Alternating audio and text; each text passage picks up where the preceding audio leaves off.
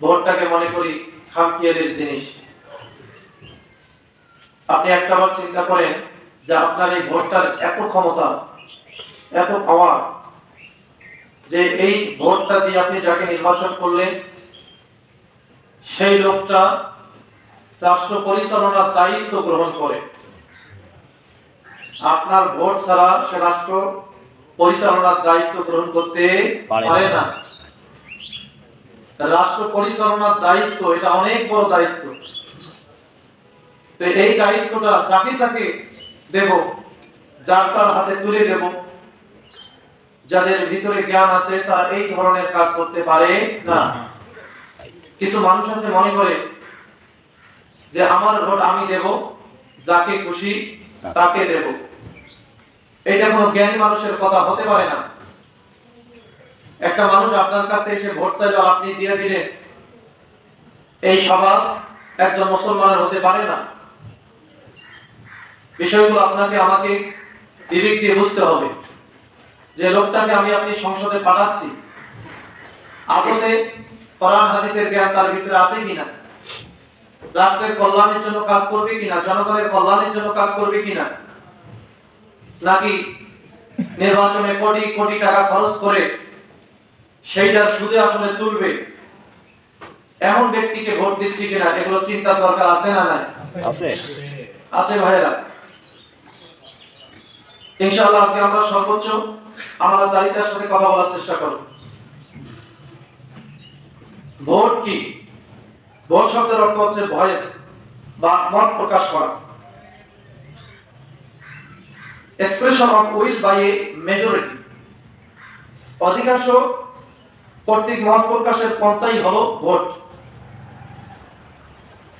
এই ভোটের ব্যাপারে আল্লাহ পাক কোরআনে কারীমে কি বলছেন এবং নবী করিম সাল্লাল্লাহু আলাইহি সাল্লাম হাদিসে কি বলছেন, আমরা ইনশাআল্লাহ সে সম্পর্কে আলোচনা করব। সম্মানিত ভাইরা, অনেকে মনে করে যে ভোট নিয়ে কি আল্লাহ কথা বলছে। আসলে কোরআন এমন একটি কিতাব, আল্লাহ পাক এক একটি শব্দের মাধ্যমে হাজারো অর্থ উদ্দেশ্য করেন। শব্দ একটা, অর্থ হবে অনেকগুলো। যেমন কোরআনে কারীমে একটা শব্দ আছে আইনুন। আইনুন শব্দের অর্থ হচ্ছে ঝর্ণা। আবার আইনুন মানে হাঁটু, আইনুন মানে চোখ, আইনুন মানে নেতা। এই রকমের এই আইনুন শব্দটার ৭০টা অর্থ আছে। চিন্তা করছেন? তো আল্লাহ রাব্বুল আলামিন সরাসরি কোরআনে কারীমে সূরা নিসার ৮৫ নম্বর আয়াতে উল্লেখ করেছেন, যে ব্যক্তি ভালো কাজের সুপারিশ করবে, মাইয়াশফা শাফাআতান হাসানাতান ইয়াকুল লাহু নাসীবুম মিনহা, ভালো কাজের সুপারিশ করলে সেটার সে অংশ পাবে, সওয়াব পাবে। ওমাইয়াশফা শাফাআতান সাইয়্যাতান ইয়াকুল লাহু কিফলুম মিনহা, আর কেউ যদি একটা খারাপ কাজের সুপারিশ করে তাহলে সেটারও গুনার ভাগ সে পাবে। এটা কে বলছেন বলেন তো? আল্লাহ। তা আপনি তো সুপারিশ করতেছেন একজনকে, আপনি বলতেছেন যে এই লোকটা ভালো, এরে আমি সমর্থন জানাইলাম, এটা সুপারিশ কিনা? আপনি তো সুপারিশ করলেন। ইনশাআল্লাহ আমরা সে সম্পর্কে আলোচনা করব। সম্মানিত ভাইরা, দেখেন হযরতে আল্লামা মুফতি মুহাম্মদ শফি রহমাতুল্লাহ আলাইহি তিনি বলেন যে ইসলামের দৃষ্টিতে ভোট হচ্ছে তিনটি বিষয়ের সমষ্টির নাম। বলেন তো কয়টি বিষয়ের সমষ্টির নাম? তিনটা বিষয়ের সমষ্টির নাম হচ্ছে ভোট। মুফতি মুহাম্মদ শফি রহমাতুল্লাহ আলাইহি, যিনি দেওবন্দের একজন বিখ্যাত আলেম, পাকিস্তানের বিখ্যাত আলেম, বর্তমানে যে পাকিস্তানের সবচেয়ে বড় আলেম জাস্টিস তকি মুফতি শফি রহমাতুল্লাহ আলাইহির ছেলে তকি উসমানী। সেই তকি উসমানীর পিতা হচ্ছেন মুফতি শফি রহমাতুল্লাহ আলাইহি। তিনি বলছেন যে ইসলামের দৃষ্টিতে ভোট হচ্ছে তিনটি বিষয়ের সমন্বিত রূপ। এক নম্বর হচ্ছে সাক্ষ্যদান। বলেন ভোটটা কি? এক নম্বরে সাক্ষ্যদান। ভোটের মধ্যে সাক্ষ্যের বিষয়টি হচ্ছে মৌলিক, এটা মৌলিক বিষয়। কাউকে ভোট দেওয়ার অর্থ হলো তার ব্যাপারে এ সাক্ষ্য প্রদান করা যে লোকটি ভালো এবং যোগ্য। এখন যদি যথাযথ জায়গায় সিল দিয়ে সাক্ষ্য প্রদান করা হয় তবে সেই ব্যক্তি হচ্ছে সত্য সাক্ষীদাতা। ঠিক। সেই ব্যক্তি কি? সত্য সাক্ষীদাতা। আর আপনার ছেলেটা যদি যায় মিথ্যাকার পিছনে, অন্যায়ের পিছনে, ক্ষমতায় যাওয়ার পরে যে লোক জুলুম করবে, অন্যায় করবে, অবিচার করবে, আপনি আপনার ভোটের মাধ্যমে এই সাক্ষ্যটা দিচ্ছেন, এইটা হচ্ছে মিথ্যা সাক্ষী। বলেন এটা কি? মিথ্যা সাক্ষী। মিথ্যা সাক্ষ্য। আর আপনি মিথ্যার পক্ষে সাক্ষ্য দেওয়ার কারণে আপনি হবেন মিথ্যা সাক্ষী। নাউজুবিল্লাহ বলবেন না? নাউজুবিল্লাহ। সম্মানিত ভাইরা দেখেন, আল্লাহ পাক কোরআনে কারীমের ভিতরে কি বলছেন? কোরআনে কারীমে আল্লাহ পাক বলছেন, ইয়া আইয়ুহাল্লাযীনা আমানু কুনু কাওয়ামিনা বিল কিসত শুহাদাআ লিল্লাহ।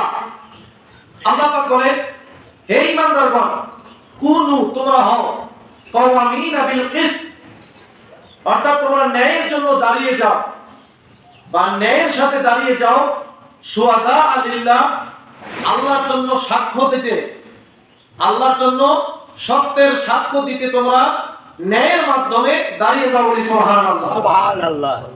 আল্লাহ পাক এখানে বলছেন শুহাদাআ লিল্লাহ, সাক্ষ্যটা হবে আল্লাহর জন্য। বলেন সাক্ষ্য হবে কার জন্য? আল্লাহর জন্য। সাক্ষ্য হবে আল্লাহর জন্য। এখন আপনার সাক্ষ্যটা কার জন্য হচ্ছে? আপনার নিজের বিবেককে প্রশ্ন করতে হবে। এরপর আল্লাহ পাক বলছেন ওয়ালাউ আলা আনফুসিকুম, সেই সাক্ষ্য যদি তোমার নিজের বিরুদ্ধেও যায় তাহলে সেই সাক্ষ্যই তোমাকে প্রদান করতে হবে।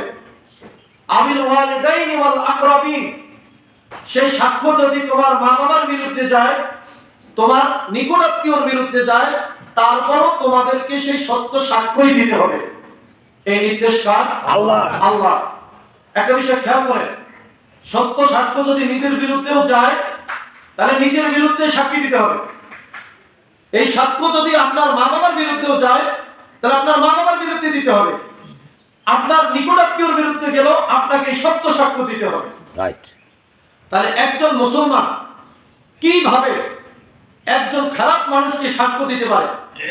অনেকে মনে করে যে আমার তো এলাকার মানুষ, তারে ভোটটা না দিয়ে কই যায়, আমার তো আপনজন দাঁড়াইছে, তাকে ভোটটা না দিয়ে কই যায়, তাকে তো আমাকে ভোটটা দেওয়া দরকার, কারণ সে তো আমার আপনজন, সে তো আমার পাড়ার লোক, প্রতিবেশী, কিভাবে আমি তাকে ভোটটা দেব না? অথচ আল্লাহ পাক বলতেছে সাক্ষ্য যদি আল্লাহর উদ্দেশ্যে হয়, এই সাক্ষ্যটা নিজের বিরুদ্ধে গেলেও সেই সাক্ষ্য দিতে হবে, বাম্মার বিরুদ্ধে গেলেও সেই সাক্ষ্য দিতে হবে, আত্মীয় স্বজনের বিরুদ্ধে গেলেও সেই সাক্ষ্য দিতে হবে। সুতরাং একজন ইমানদার সে কখনোই দেখতে পারে না যে আমার একজন প্রতিবেশী নির্বাচনে দাঁড়িয়েছে আর সে লম্পট, চরিত্রহীন, ইসলাম বিদ্বেষী, ইসলামের বিরুদ্ধে কাজ করবে, তাকে একজন মুসলমান কখনো সমর্থন জানাইতে পারে না, সাক্ষ্য দিতে পারে না। কারণ এটা আপনি সাক্ষ্য দিচ্ছেন, সত্যায়ন করতেছেন যে এই লোকটা ভালো। সম্মানিত ভাইরা, এটা ছোটখাটো কোনো বিষয় না। আপনি নিজের মন মতো করে কাউকে ভোট দিবেন, এটা দিতে পারবেন না। আল্লাহ পাক বলছে সত্য সাক্ষ্য হবে আল্লাহর জন্য।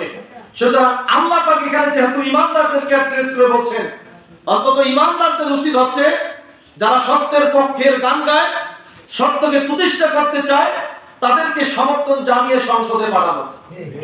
রাজি আছেন আপনারা? ইনশাআল্লাহ। ইনশাআল্লাহ। আল্লাহ পাক আমাদেরকে কবুল করুন, বলে আমিন। আমিন।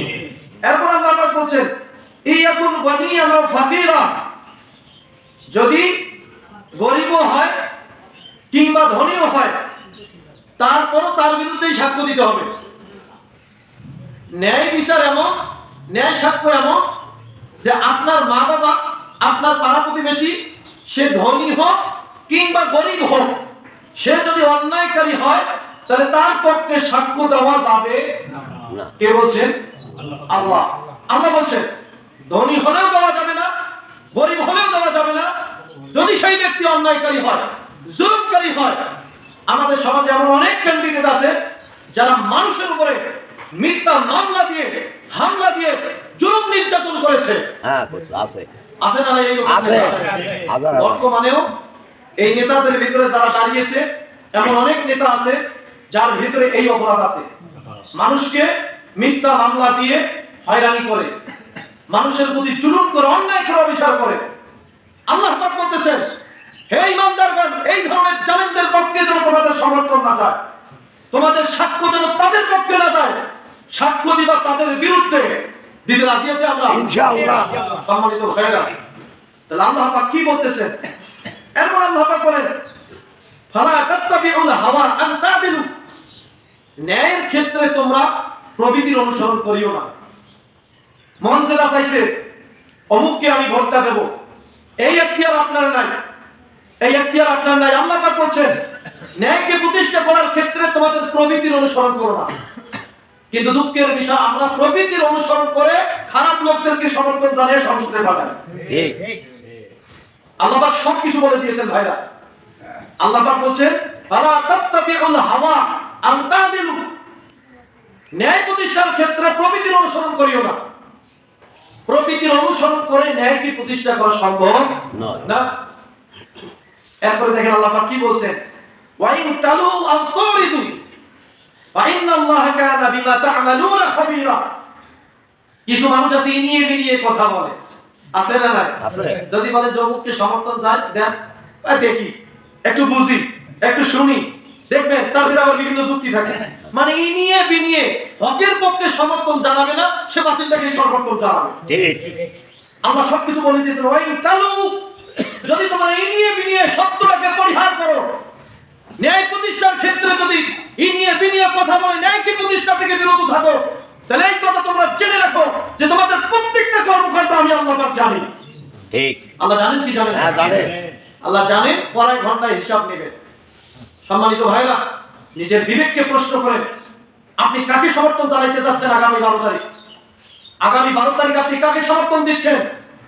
এমন লোককে দিচ্ছেন না তো যেটা ক্ষমতায় যাওয়ার পরে জনগণের সম্পদ তছরূপ করবে, বিদেশে সম্পদ পাচার করবে, নিজের দেশকে চুষে কামড়ে খেয়ে বিদেশে কোম্পানি তৈরি করবে। এই সমস্ত নেতাদেরকে সমর্থন জানাচ্ছেন কিনা নিজের বিবেককে প্রশ্ন করতে হবে। সম্মানিত ভাইরা, দেখেন এই আয়াতটি থেকে কয়েকটি বিষয় প্রতীয়মান হয়। সেটি হচ্ছে যে সত্যের পক্ষে অবস্থান নেওয়া, এটা হচ্ছে আল্লাহর নির্দেশ। বলেন কার নির্দেশ? আল্লাহ। সুবহানাল্লাহ বলেন না? সুবহানাল্লাহ। তাহলে আল্লাহর নির্দেশ পালন করতে রাজি আছি আমরা ইনশাআল্লাহ। আল্লাহর নির্দেশ 1 নাম্বার।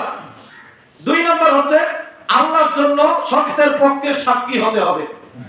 কার জন্য হতে হবে? আল্লাহর জন্য। আল্লাহর জন্য সত্যের পক্ষে সাক্ষী হতে হবে। এরপরে আল্লাহ পাক বুঝিয়েছেন যে নিজের আপনজনদের বিপক্ষে গেলেও মিথ্যা সাক্ষ্য দেওয়া চলবে না। মিথ্যা সাক্ষ্য দেওয়া চলবে না, নিজের আপনজনদের বিরুদ্ধে গেলেও সম্মানিত ভাবে সত্য সাক্ষ্যই দিতে হবে। সেটা এরপরে চতুর্থ বিষয় বলা হয়েছে যে প্রকৃতির অনুসরণ তথা শরীয়তের নির্দেশনার বিপক্ষে নিজের ব্যক্তিগত মতামতকে প্রাধান্য দেওয়া যাবে না। ওমা তাশাউন ইল্লা আইয়াশা আল্লাহু রাব্বুল আলামিন। যারা ঈমানদার তাদের কোনো ইচ্ছা থাকতে পারে না, থাকতে পারে না, তাদের কোনো ইচ্ছা নাই। একমাত্র ইচ্ছা তাদের ইচ্ছা, আল্লাহর ইচ্ছায় তাদের হচ্ছে ইচ্ছা। আল্লাহ যেটাকে সমর্থন জানিয়েছেন তাদেরকেও সেটাকে সমর্থন জানাইতে হবে, নিজের কোনো ইচ্ছা থাকতে পারে না। সুতরাং বাংলাদেশে যারা ইসলামের পক্ষে সমর্থন জানিয়েছে, ইসলামকে প্রতিষ্ঠার জন্য আন্দোলন করতেছে, তাদেরকে সমর্থন জানিয়ে সংসদে পাঠানো, এটাই হচ্ছে আল্লাহর নির্দেশ। আপনি মুসলমান হিসেবে আল্লাহর নির্দেশকে ভায়োলেট করতে পারেন না। সম্মানিত ভাইরা, দেখেন নবী করিম সাল্লাল্লাহু আলাইহি ওয়াসাল্লাম কি বলছেন, আপনি যদি একটা চরিত্রহীন লম্পট মানুষকে সাক্ষ্য দিয়ে ভোট দিয়ে তাকে যদি আপনি ক্ষমতায় পাঠান, আল্লাহ নবী এইটাকে শিরক বলছেন। নাউজুবিল্লাহ। বলেন এটা কি শিরক। সকলে বলেন এটা কি শিরক। কারণ নবী করিম সাল্লাল্লাহু আলাইহি ওয়াসাল্লাম মিথ্যা সাক্ষ্যটাকে শিরক বলছেন। মিথ্যা সাক্ষ্য কি শিরক। শিরক। আল্লাহ নবী বলেন ইয়া আইয়ুহান নাস উদিলাত শাহাদাতু যুরি ইশরাকাম বিল্লাহ। হে মানব মণ্ডলী, তোমরা শুনে রাখো, জেনে রাখো, মিথ্যা সাক্ষ্য দেওয়ার অর্থ হচ্ছে আল্লাহর সাথে শরীক করা। নাউজুবিল্লাহ বলেন। নাউজুবিল্লাহ। মিথ্যা সাক্ষ্য দেওয়ার অর্থ কি? আল্লাহর সাথে শরীক করছেন আপনি।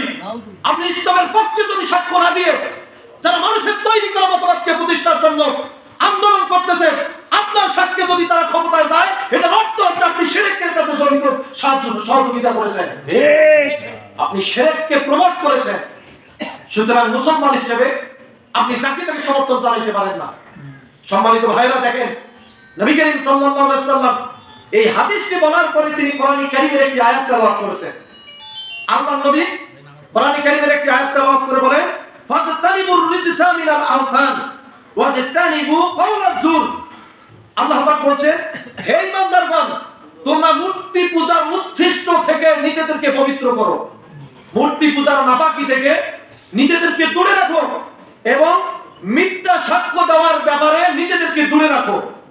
চিন্তা করেন, শিরকের কথা আল্লাহ পাক বললেন প্রথমে, দ্বিতীয় স্টেপে আল্লাহ পাক বললেন মিথ্যা সাক্ষ্যের কথা। নবী করিম সাল্লাল্লাহু আলাইহি সাল্লাম মিথ্যা সাক্ষ্যটাকে শিরকের সাথে তুলনা করে এরপরে এই আয়াত পেশ করেছেন। চিৎকার করে বলি নাউজুবিল্লাহ। তাহলে যে কোনো ব্যক্তিকে, খারাপ ব্যক্তিকে সমর্থন জানানো যাবে না। তাহলে ভোটের এক নম্বর অর্থ কি? সাক্ষ্য দেওয়া। সাক্ষ্য দেওয়া। এক নম্বর অর্থ কি? সাক্ষ্য দেওয়া। আল্লামা মুফতি শফি রহমাতুল্লাহ আলাইহি ভোটের এক নম্বর অর্থ করেছে সাক্ষ্য দেওয়া। সম্মানিত ভাইরা, আল্লাহ পাক বলছে তাআওয়ানু আলাল বিররি ওয়াত তাকওয়া ওয়া লা তাআওয়ানু আলাল ইসমি ওয়াল উদওয়ান। তোমরা ভালো কাজে একজন আরেকজনকে সহযোগিতা করো, নেকির কাজে সাহায্য করো, সহযোগিতা করো।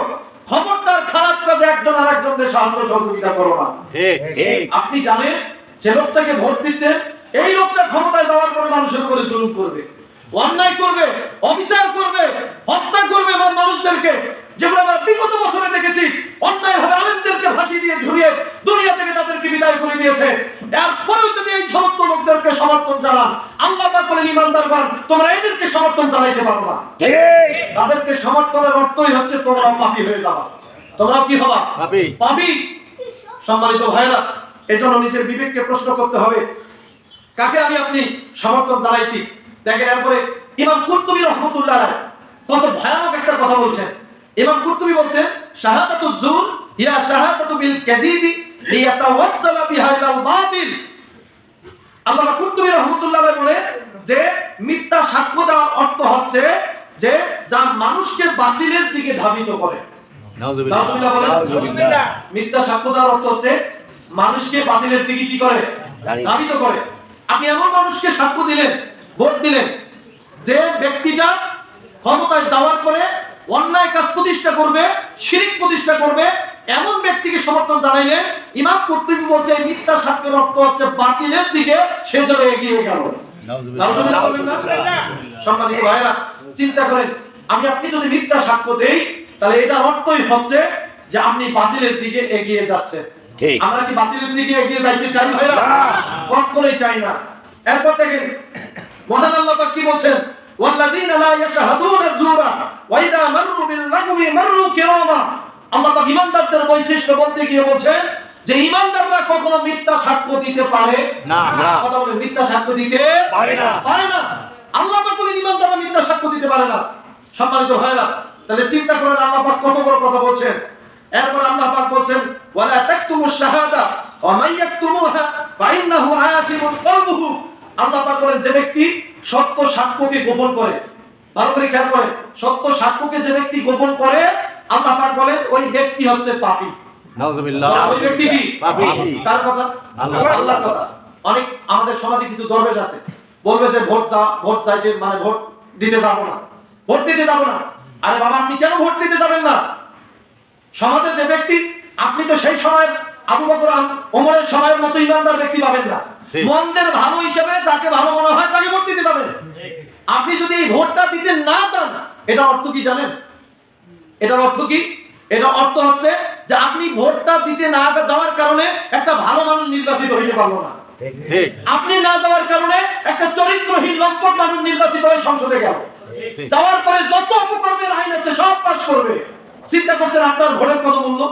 আপনি যদি ভোটটা নাও দিতে চান, তারপর কিয়ামতের ময়দানে আপনাকে পাপী হয়ে উঠতে হবে। ঠিক। এটা খামখেয়ালি বিষয় না। আপনি মনে চাইলেও আর যাইতে পারবো না, যাবো না, এমনটা না। সম্মানিত ভাইরা, তাহলে এই সত্য সাক্ষ্যকেও কি গোপন করা যাবে না।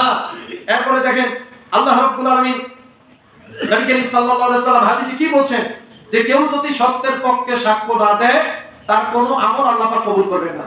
সুবহান। নাউজুবিল্লাহ বলেন। নাউজুবিল্লাহ। নবী করিম সাল্লাল্লাহু আলাইহি ওয়াসাল্লাম বলেন মান লাম ইয়াদা কাওলা যুর ওয়াল আমালা বিহি ওয়াল জাহলা ফালাইসা লিল্লাহি হাজাতুন আইয়াতা তাআমাহু ওয়া শারাবাহু।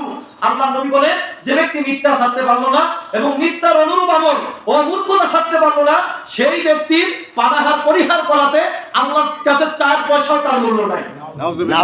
আপনি যে রোজা রাখেন, রোজা রাখতে গিয়ে আপনি যদি মিথ্যা ছাড়তে না পারেন, মিথ্যা কথা বলা ছাড়তে না পারেন, আল্লাহর নবী বলছে এই রোজা রাখাটা আল্লাহর কাছে 4 পয়সাও মূল্য নাই। ভালো করে খেয়াল করেন ভাইরা, আপনি মিথ্যা ছাড়তে পারেন নাই, আল্লাহ নবী বলেছেন মিথ্যা এবং মিথ্যার অনুরূপ আমল, মিথ্যা এবং মিথ্যা সাক্ষ্য, আপনি এইগুলো যদি ছাড়তে না পারেন তাহলে আল্লাহর পয়গম্বরের হাদিস অনুযায়ী আমার আপনার এই আমলের 4 পয়সাও মূল্য আল্লাহর কাছে নাই। নাউজুবিল্লাহ বলবেন না? সম্মানিত ভাইরা দেখেন, মিথ্যা সাক্ষ্য যদি দেই, এই মিথ্যা সাক্ষ্যের শাস্তি কি? নবী করিম সাল্লাল্লাহু আলাইহি ওয়াসাল্লাম সহিহ বুখারী মুসলিমের হাদিসে বলেছেন, লা ইউজলাদু ফাওকা 10 জালাদাতিন ইল্লা ফি হাদ্দিন মিন হুদুদিল্লাহ। কোন ব্যক্তি যদি মিথ্যা সাক্ষ্য দান করে তাহলে তাকে 10 বেত্রাঘাত মারতে হবে। বলেন কত বেত্রাঘাত? 10 বেত্রাঘাত। আপনি যদি মিথ্যা একটা সাক্ষ্য দেন, আপনার এই মিথ্যা সাক্ষ্যের কারণে যদি একটা মানুষের মৃত্যুদণ্ড কার্যকর হয়, তাহলে মুফাসসিরিনে কেরাম বলছেন, মুহাদ্দিসিনে কেরাম বলছেন ওই ব্যক্তিটাকেও হত্যা করা কি বৈধ। ভালো করে খেয়াল করেন, আপনার একটা মিথ্যা সাক্ষ্যে যদি একটা নিরপরাধ মানুষের ফাঁসি হয়ে যায়, তাহলে হযরত আলী রাদিয়াল্লাহু তাআলা আনহুর হাদিস থেকে বোঝা যায় যে ওই লোকটাকেও কি হত্যা করতে হবে। বিচারক ক্ষমতা রাখে ওই লোকটাকেও হত্যা করার, কিসাস করার। ভালো করে খেয়াল করেন ভাইরা, এটা স্বাভাবিক কোনো বিষয় না। আপনি যে লোকটাকে ভোট দিচ্ছেন, এই লোকটা ক্ষমতায় যাওয়ার পরে আপনি জানেন যে এই লোকটা মানুষ হত্যা করবে, মানুষ খুন করবে, মানুষের প্রতি জুলুম নির্যাতন করবে, জানার পর কিভাবে আপনি তাকে সমর্থন জানাতে পারেন? এটার অর্থ হচ্ছে ওই লোকটা ক্ষমতায় যাওয়ার পরে যদি মানুষ হত্যা করে, ওই যে আপনার মিথ্যা সাক্ষ্যের কারণে ক্ষমতায় গেছে, এটাও আবশ্যক হয়ে যায়, আপনিও হত্যার উপযুক্ত হয়ে যান। নাউজুবিল্লাহ। আমরা কি এই ধরনের ভুল করতে পারি ভাইরা? কখনো এই ধরনের ভুল করতে পারি না। সম্মানিত ভাইরা দেখেন, হযরত আলী রাদিয়াল্লাহু তাআলা আনহুর কাছে একবার দুইজন ব্যক্তি আসলো। আসার পরে তারা সাক্ষ্য প্রদান করলো আরেকজন ব্যক্তির বিরুদ্ধে যে সেই ব্যক্তি চুরি করছে। হযরত আলী রাদিয়াল্লাহু তাআলা সেই ব্যক্তির হাত কেটে দিয়েছেন, কিন্তু এই লোকটা অপরাধী ছিল না, সে চুরি করে নাই। কিছুদিন যাওয়ার পরে ওই যে দুই ব্যক্তি সাক্ষ্য দিয়েছে, ওই দুই ব্যক্তি হযরত আলীর কাছে আসছে। হযরত আলী রাদিয়াল্লাহু তাআলার কাছে আসার পরে বলছে যে আমিরুল মুমিনিন, আমরা যে ব্যক্তির বিরুদ্ধে সাক্ষ্য দিছি, আসলে সেই ব্যক্তি চোর ছিল না। সেই ব্যক্তি কি ছিল না? চোর ছিল না। আমাদের একটা ভুলক্রমে এই সাক্ষ্যটা হয়ে গেছে।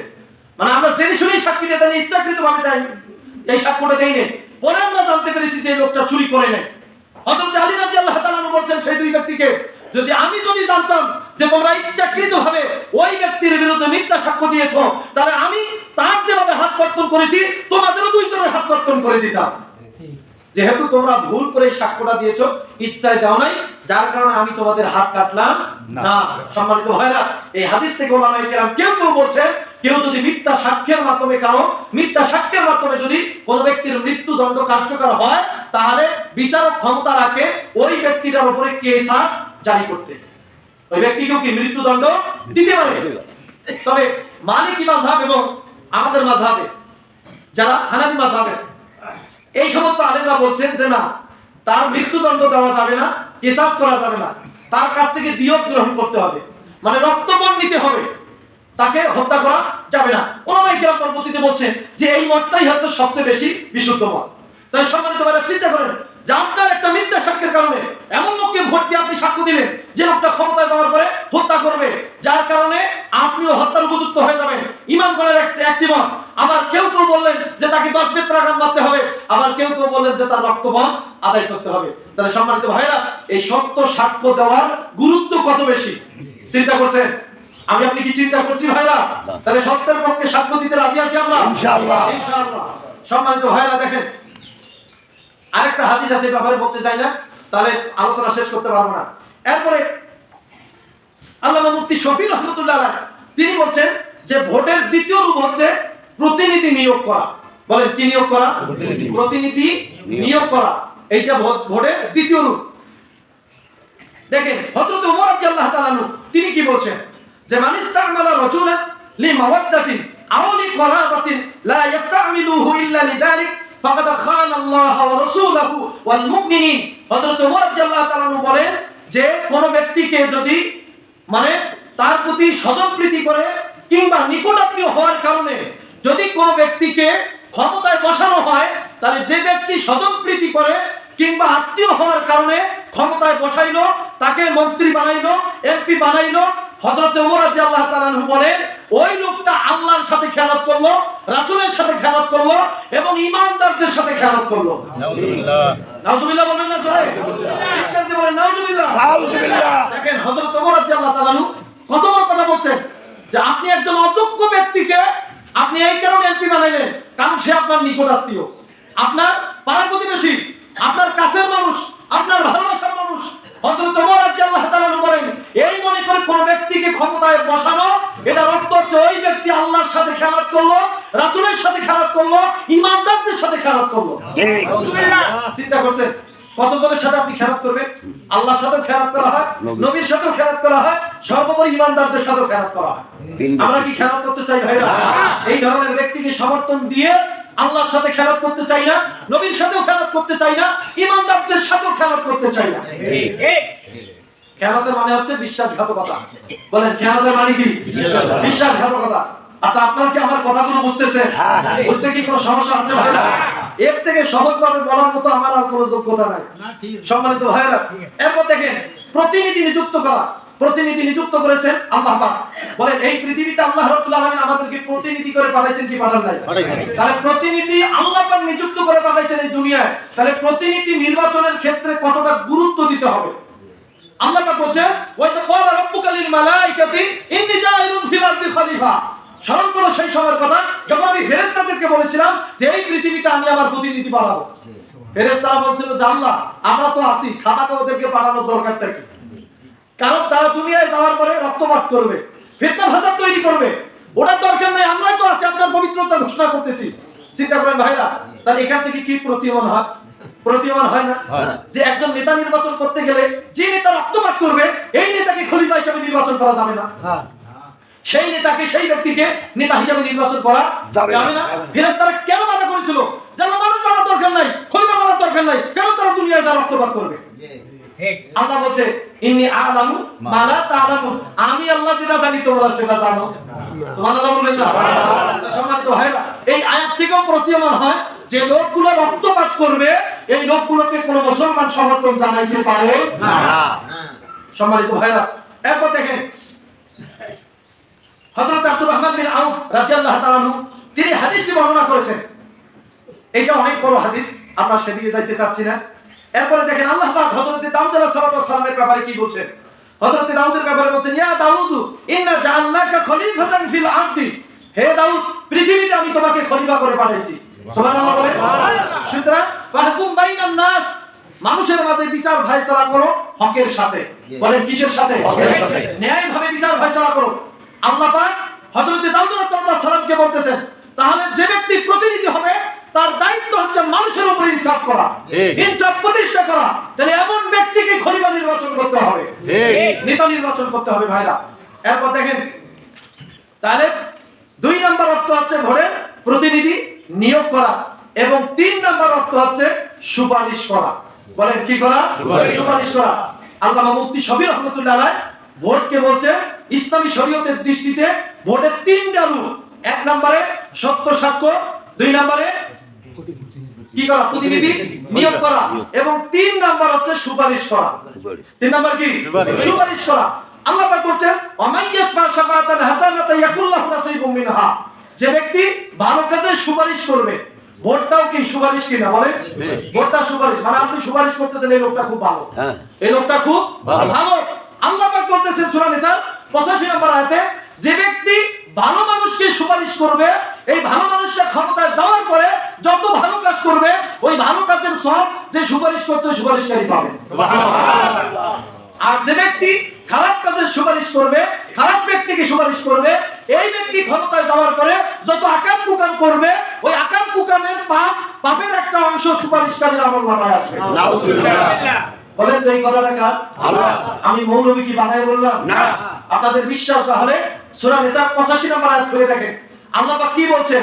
ভালো কাজে ভালো ব্যক্তিকে সমর্থন দিবে, ওই ভালো ব্যক্তি ক্ষমতায় যাওয়ার পরে যতটা ভালো কাজ করবে সেটার আপনি সওয়াব পাবেন।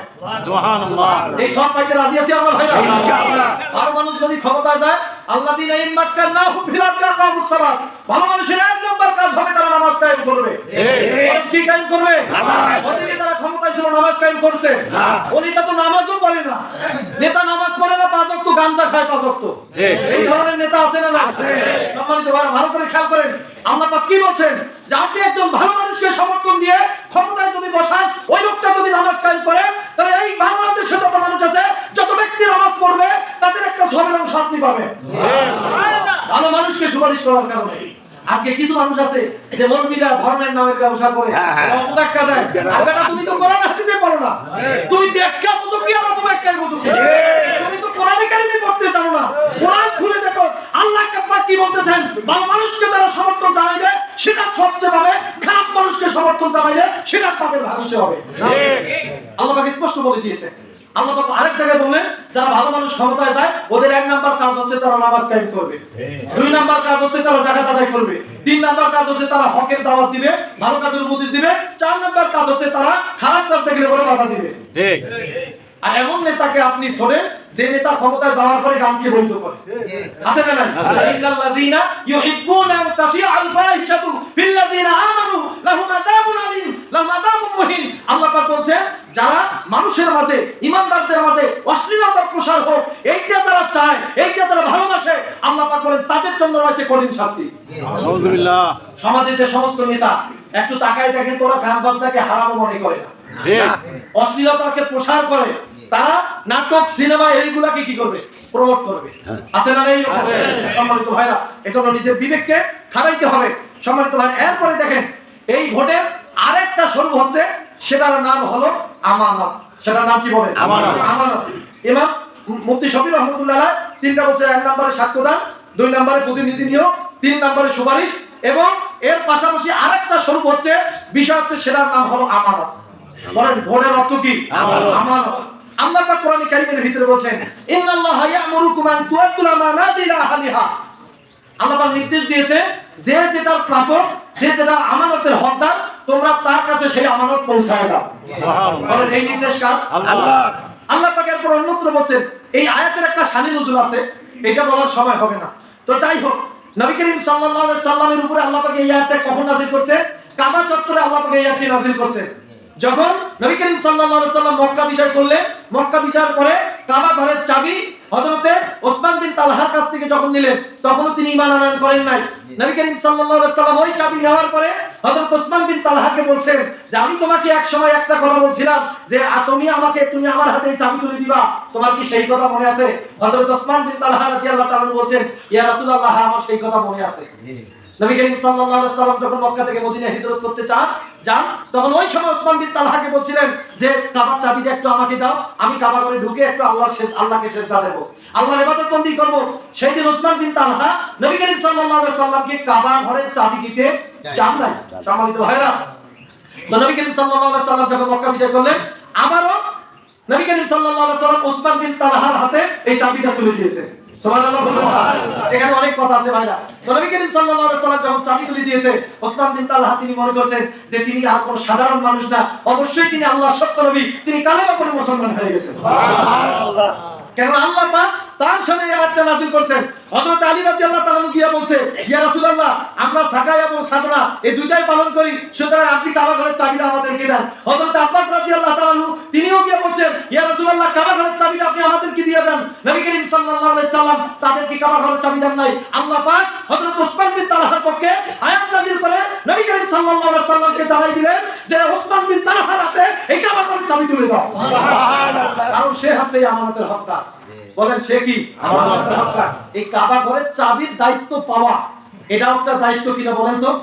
এখন আমি আপনি যে লোকটাকে দায়িত্ব দিতে যাচ্ছি সে কি রকম একটু আমাদের দেখার দরকার আছে না? দেখতে হবে সম্মানিত ভাইরা। তারপর দেখেন আল্লাহ পাক কোরআন কারীমের ভিতরে কি বলেন? ইয়া আইয়ুহাল্লাযীনা আমানু লা তাকুনুল্লাহ ওয়ার রাসূলা ওয়া তাকুনু আমানাতিকুম। আল্লাহ পাক বলেন হে ঈমানদারগণ, তোমরা আল্লাহ এবং রাসূলের সাথে বিশ্বাসঘাতকতা করো না। ভালো করে খেয়াল করুন, আল্লাহ এবং রাসূলের সাথে বিশ্বাসঘাতকতা করো না। ওয়ালা তাকুনু আমানাতিকুম, এবং তোমাদের আমানতগুলো তো তাদের সাথে কি অবিশ্বাসঘাতকতা করিও না, মানে আমানতের খেয়ানত করিও না। সম্মানিত ভাইরা, আমানতের খেয়ানত এমন একটা জিনিস, আপনি যদি আমানতের খেয়ানত করেন, নবী করিম সাল্লাল্লাহু আলাইহি সাল্লাম এইটাকে ঈমানের সাথে বলছেন। এটা কি কিসের সাথে সংশ্লিষ্ট করছেন? ঈমানের সাথে। আল্লাহর নবী বলেন লা ঈমানা লিমান লা আমানাতা লাহু, যে ব্যক্তির আমানতদারিতা নাই তার ঈমান নাই। রাইট। ঠিক। আপনার ভিতরে যদি আমানতদারিতা না থাকে তাহলে বুঝবেন আপনার ভিতরে ঈমান নাই। ঠিক। কে বলছেন? আল্লাহ। আল্লাহ বলছেন, আল্লাহ রাসূল বলছেন। সম্মানিত ভাইরা, পরিশেষে একটা হাদিস বলে আমি আমার আলোচনা শেষ করবো ইনশাআল্লাহ। এরপরে দেখেন হযরতে আবু হুরায়রা রাদিয়াল্লাহু তাআলা আনহু হাদিসটি তিনি বর্ণনা করেন। তিনি বলেন নবী করিম সাল্লাল্লাহু আলাইহি ওয়াসাল্লাম একবার সাহাবায়ে কেরামকে আলোচনা শোনাচ্ছেন। এক পর্যায়ে একজন বেদুইন আসলো। বেদুইন আসার পরে বলতেছে, ইয়া রাসূলুল্লাহ, কিয়ামত কখন সংঘটিত হবে? নবী করিম সাল্লাল্লাহু আলাইহি ওয়াসাল্লাম সেই ব্যক্তির দিকে মনোযোগ দিলেন না। এরপর আলোচনা যখন শেষ হয়ে গেল, আল্লাহর পয়গম্বর বললেন যে সেই লোকটা কোথায়, যে লোকটা বলছিল যে কিয়ামত কখন সংঘটিত হবে? সেই লোকটা দাঁড়িয়ে বলে, ইয়া রাসূলুল্লাহ, আমি বলেছিলাম যে কিয়ামত কখন সংঘটিত হবে। নবী করিম সাল্লাল্লাহু আলাইহি ওয়াসাল্লাম তিনি বললেন যে ইযা তুইআতিল আমানাতু ফান্তাজিরি সাআত, হে আল্লাহর বান্দা, যখন আমানতের খেয়ানত হবে, আমানত ভঙ্গ করা হবে, তখন তুমি কিয়ামতের অপেক্ষা করতে পারো। বলেন কিসের খেয়ানত হলে? আমানতের খেয়ানত হলে। যখন এই অবস্থাটা দেখবা, তখন মনে করবা যে কিয়ামত নিকটবর্তী হয়ে গেছে, কিয়ামতের জন্য অপেক্ষা করতে থাকো। এরপরে ওই ব্যক্তি প্রশ্ন করলো, কাইফা ইদা আতুহা ইয়া রাসূলুল্লাহ, হে আল্লাহর পয়গম্বর, আমানতের খেয়ানত আবার কেমনে হয়? মানে সাহাবায়ে কেরামটা বুঝতেন না যে আমানতের খেয়ানতটা আবার কি জিনিস। একজন ইমানদার কিভাবে আমানতের খেয়ানত করতে পারে? নবী করিম সাল্লাল্লাহু আলাইহি ওয়াসাল্লাম বললেন যে আমানতের খেয়ানত হচ্ছে ইদা উসিদাল আমরু ইলা গায়রি আহলিহি, যখন অযোগ্য ব্যক্তিকে যোগ্য জায়গায় ক্ষমতায় বসানো হয়, এইটাই হচ্ছে আমানতের খেয়ানত করা। ঠিক। বলেন আল্লাহর পয়গম্বরের হাদিস। সম্মানিত ভাইরা, সহিহ বুখারীর হাদিস আপনাদেরকে শোনাচ্ছি। আল্লাহর পয়গম্বর সরাসরি হাদিসের ইবারতে বলছেন, ইজা উসিদাল আমরু ইলা গায়রি আহলিহি, যখন অযোগ্য ব্যক্তিকে ক্ষমতায় বসানো হয়, এটারই অর্থ হচ্ছে আমানতের খেয়ানত করা। এটার অর্থ কি? আমানতের খেয়ানত করা, আমানতকে ধ্বংস করা, ভঙ্গ করা। এখন বলেন মুসলমান, আমরা কি আমানত ভঙ্গ করতে পারি? না। আমানতের খেয়ানত করতে পারি? না। আমানতের খেয়ানত যদি করতে না চাই, আগামী 12 তারিখে যোগ্য ব্যক্তিকে তার আমানত তার কাছে বিলাই দিতে হবে। ইনশাআল্লাহ। আল্লাহ পাক হাতগুলোকে কবুল করুন। ইনশাআল্লাহ। আল্লাহ পাক আমাদেরকে সঠিক সমর্থন করুন বলে আল্লাহুম্মা আমিন। আল্লাহুম্মা আমিন। যারা কাছে সুন্নাত পড়ে সুন্নাত আদায় করেন।